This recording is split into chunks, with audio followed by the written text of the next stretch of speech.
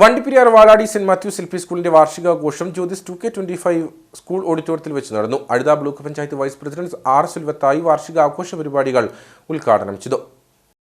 സ്കൂളിന്റെ ആനിവേഴ്സറിയോടൊപ്പം അധ്യാപക രക്ഷകർതൃ സമ്മേളനവും സംഘടിപ്പിച്ചു.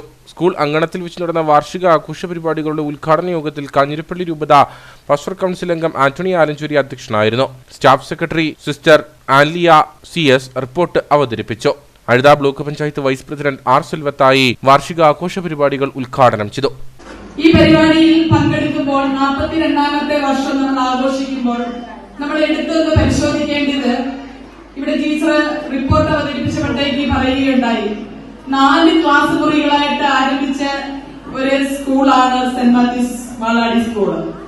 ഇന്ന് 600-ലധികം കുട്ടികൾ പഠിക്കുന്ന ഒരു സ്കൂളായിട്ട് ഈ സ്കൂള് മാറുകയുണ്ടായിട്ടുണ്ട്. അതിന്റെ പ്രധാനപ്പെട്ട കാരണം എന്ന് നമുക്ക് പറയുമ്പോൾ ഈ സ്കൂളിന്റെ അധ്യാപകരുടെയും അതുപോലെ തന്നെ ഇവിടുത്തെ PTയുടെയും സാന്നിധ്യം എന്ന് പറയുന്നത് വളരെ എടുത്തു പറയാൻ പറ്റുന്ന ഒരു കാര്യം തന്നെയാണ്. Kanjirappally Amal Jyothi engineering college professor father Siju Pullamplayil, grama panchayat അംഗം Priyanka Mahesh, PTA president Muhammad Siddique, school headmistress sister Jitha CS, school leader Ajay Vijayakumar എന്നിവർ സംസാരിച്ചു. തുടർന്ന് കുട്ടികളുടെ വിവിധ കലാപരിപാടികളും നടന്നു.